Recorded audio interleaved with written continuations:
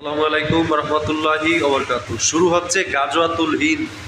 দেখেন পিনাকি ভট্টাচার্য দাদা গাজওয়াতুল হিন্দ নিয়ে অসাধারণ একটি ভিডিও বানাইছেন।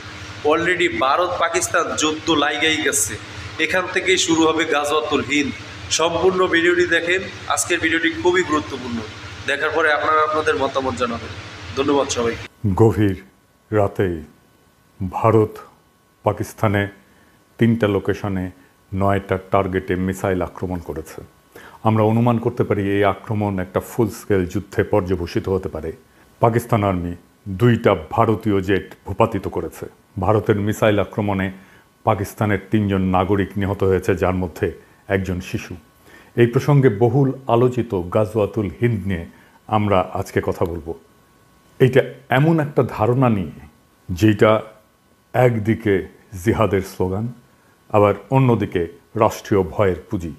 গাজওয়াতুল হিন্দ শব্দটা শুনলেই কানে বেজে ওঠে ধর্মীয় যুদ্ধ, আগ্রাসন এবং এক গভীর ধর্মীয় আবেগের প্রতিধ্বনি।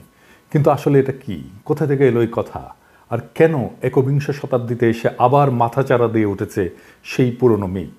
আর কেনই বা বলছি এই গাজওয়াতুল হিন্দ সম্ভবত শুরু হয়েছে আর ভারত পরাজয়ের পথে অগ্রসর হচ্ছে? আসুন ইতিহাস, ধর্মতত্ত্ব এবং রাজনীতির সীমানা পেরিয়ে খুঁজে বের করার চেষ্টা করি এই ধারণার উৎস, ব্যবহার এবং পরিণতি সম্পর্কে। গাজওয়াত শব্দটা ইসলামী পরিভাষায় ব্যবহৃত হয় ওই সমস্ত যুদ্ধে যেখানে নবী রাসূল স্বয়ং অংশগ্রহণ করেছিলেন। আর হিন্দ মানে ভারত, এই দুটো শব্দ মিলে দাঁড়ায় হিন্দের যুদ্ধ। কিছু হাদিসে উল্লেখ করে ভবিষ্যতে মুসলমানরা হিন্দ বিজয় করবে, যেমন সুনান আল নাসাই এবং মুসনাদে আহমেদে একটা বর্ণনায় বলা হয়েছে, আমার উম্মতের একটা বাহিনী হিন্দের সঙ্গে যুদ্ধ করবে, আল্লাহ তাদের ক্ষমা করবেন। তবে ইসলামী স্কলারেরা অনেকেই বলেন যে এই হাদিসগুলোর সনদ দুর্বল এবং এগুলোকে ঐতিহাসিক ভাষ্য হিসেবে ধরা যায়, কিন্তু তা দিয়ে আধুনিক রাজনৈতিক সহিংসতার বৈধতা পাওয়া যায় না। 20 শতকের শুরু থেকে বিশেষ করে পাকিস্তানের রাষ্ট্রনীতিতে গাজওয়াতুল হিন্দ হয়ে ওঠে এক কল্পিত ধর্মীয় আদর্শ। অনেক সংগঠনই তাদের রাজনৈতিক প্রোপাগান্ডায় এই শব্দগুলো ব্যবহার করে বারবার, যেন ভারতের বিরুদ্ধে যে কোনো যুদ্ধ মানেই ইমানের লড়াই। এই ধারণা ব্যবহার করে রাষ্ট্রীয় সহিংসতা, সীমান্ত সন্ত্রাসকে বৈধতা দেওয়ার চেষ্টা করা হয়। আবার পাশাপাশি এই টার্মটাকে ধরেও ভারতের মুসলমানদের সন্দেহের চোখে দেখার সুযোগটাকে সৃষ্টি করা হয়। কিন্তু এটা কি আক্ষরিক অর্থে যুদ্ধ নাকি প্রতীকী যুদ্ধ? সেই যুদ্ধ কি শুরু হয়েছে? আর যদি শুরু হয় তাহলে কিভাবে শুরু হয়েছে? আর এই যুদ্ধের পরিণতি বা কি? আমার মনে হয় এই লড়াই শুরু হয়েছে, আর এটা শুরু করেছে বিজেপি আর আরএসএস এর হিন্দুত্ববাদী রাজনীতি দিয়ে। এই যুদ্ধটা বাস্তবে অস্ত্রের নয়, বরং পরিচয় নির্মাণের যুদ্ধ, যা ভারতীয় উপমহাদেশকে ঠেলে দিয়েছে একত্ববাদের প্রবণতা এবং আত্মবিরোধী সংকটের দিকে। কিভাবে? ইসলামকে মোকাবেলা করতে গিয়ে হিন্দুত্ববাদ হিন্দু ধর্মের আত্মবিনাশ ডেকে আনছে। এমন একটা আত্মঘাতী প্রকল্পে তারা লিপ্ত হয়েছে যা আদতে শেষ বিচারে হিন্দু ধর্মকেই ধ্বংস করে দেবে। হিন্দুত্ববাদ যতটা না ইসলাম বিরোধী, তার চেয়েও বেশি হিন্দু ধর্ম বিরোধী। কারণ ইসলামকে পরাস্ত করতে গিয়ে সে নিজেরই ধর্মকে এমন এক কাঠামোর ভেতরে বন্দী করতে চায় যা ইসলামিক তৌহিদ বা মনোথেইজমের ছায়া। ইসলাম এবং হিন্দু ধর্মের মূল তফাৎ হচ্ছে বহুত্ববাদ বনাম একত্ববাদ। দুই ধর্মের দুই আত্মা। ইসলাম জন্ম থেকে একত্ববাদী এবং তার ইমানের কেন্দ্রে এক এবং অদ্বিতীয় আল্লাহর ধারণা। হিন্দু ধর্ম ঠিক তার উল্টো, সে দাঁড়িয়ে আছে বহুপদ, বহুদেব, বহু সাধনার উপরে। তন্ত্র, যোগ, শাক্ত, বৈষ্ণব, শৈব, অদ্বৈত, এক একটা ধারা, এক একটা জগৎ। ভগবদ্গীতায় কৃষ্ণ বলেছেন যে যে যেভাবে আমাকে চায় আমি সেভাবেই তার কাছে ধরা দিই। এই কথাটাই হিন্দু ধর্মের বহুত্ববাদী হৃদয়। কিন্তু হিন্দুত্ববাদ ইসলামকে পরাস্ত করতে গিয়ে ইসলামিক কাঠামো গ্রহণ করে ফেলে। হিন্দুত্ববাদের মূল সমস্যা হলো এটা ইসলাম বা খ্রিস্টান মতবাদকে প্রতিযোগী ভাবতে গিয়ে তাদের কাঠামোকে নিজের অস্ত্র বানাতে চায়। যেমন এক জাতি, এক ভাষা, এক পরিচয়, এক সংস্কৃতি। এ সমস্ত ধারণা ইসলামী উম্মাহ বা খ্রিস্টান নেশন স্টেটের ধারণার কাছাকাছি। হিন্দুদের মাঝে ঐক্য প্রতিষ্ঠা করতে গিয়ে সে এক দেবতা, এক আচার, এক ভাষার সন্ধান করে।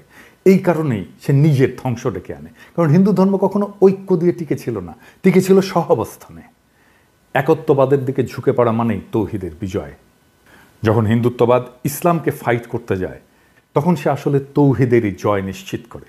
সে মূর্তি পূজাকে তখন লজ্জা হিসেবে দেখতে শুরু করে, পৌরাণিকতাকে অস্বীকার করে, আত্মতত্ত্ব রূপক রসতত্ত্বকে সরিয়ে দেয়, বেদান্তের তৎতম অসি এর বিপরীত তৈরি করে শুদ্ধ হিন্দু পরিচয়ের কাঠিন্য। এইভাবেই হিন্দুত্ববাদ বহুত্ববাদী আধ্যাত্মিকতাকে হত্যা করে, অর্থাৎ হিন্দু ধর্মকেই সে হত্যা করে। এভাবেই মোদি আত্মহননের পথে হিন্দুত্ববাদ দিয়ে হিন্দু ধর্মকে নিয়ে যাচ্ছে। এইভাবেই একদিন হিন্দুত্ববাদ যখন নিজের দেহে একক দেবতার ধর্ম নির্মাণ করবে, তখন সে নিজেই আর হিন্দু থাকবে না, সে হয়ে উঠবে একটা হিন্দু নামধারী ইসলামী রাষ্ট্রীয় কাঠামোর ছায়া, যার মধ্যে থাকবে না সাধনার পথ, থাকবে না দেবদেবী উপাসনা, থাকবে না অবতার তত্ত্ব, থাকবে না উল্টো যুক্তি।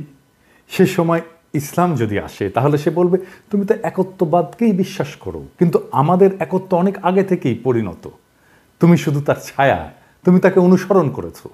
এই ছায়া যখন আত্মার আর আশ্রয় দিতে পারে না, তখন মানুষ মূল উৎসের দিকে ফিরে যায়। তখন তৌহিদ শুধু জয়ী হয় না, হিন্দুত্ব নিজেই তাকে তার মঞ্চ প্রস্তুত করে দেয়।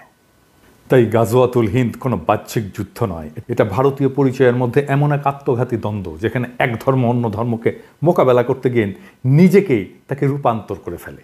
হিন্দুত্ব ইসলামকে হারাতে গিয়ে ইসলামিক কাঠামোকে গ্রহণ করে। এটাই আত্মহনন, এটাই ইতিহাসের সবচেয়ে বড় পরাজয়, যেখানে তুমি যেত না, বরং তোমাকে হারিয়ে অন্য কেউ তোমার জায়গায় দাঁড়িয়ে যায়। আমি যখন রেকর্ড করছি তখন ফ্রান্সে গভীর রাত, ঘড়ির কাঁটা থমকে নেই, কিন্তু সময় থমকে গেছে। ভারত পাকিস্তানের সীমান্তে যুদ্ধের দামামা, আলো নয় কেবল ধোঁয়া। পাকিস্তান দাবি করেছে ভারতের হামলায় নিহত হয়েছে 3 জন নিরস্ত্র মানুষ, একজন শিশু যার হাতে ছিল খেলনা, কোনো বন্দুক না। এটাই কি সেই যুদ্ধ যেটা বহুদিন ধরে গল্পে ছিল, হাদিসে ছিল, প্রপাগান্ডায় ছিল? গাজওয়াতুল হিন্দ, যার কথা একদা বলা হতো একদিন হবে, সেই যুদ্ধ কি আজকে শুরু হলো? নাকি আমরা অনেক আগেই চুপচাপ নিজের ভেতরে সেই যুদ্ধ শুরু করে ফেলেছি? বিজেপি আরএসএস যখন হিন্দু রাষ্ট্র গড়ার নাম করে হিন্দু ধর্মের বহুত্ববাদকে খরচা করে ফেলে, তখন তারা ইসলামকে হারাতে গিয়ে তৌহিদের কাঠামো নিজের ধর্মে বসিয়ে দেয়।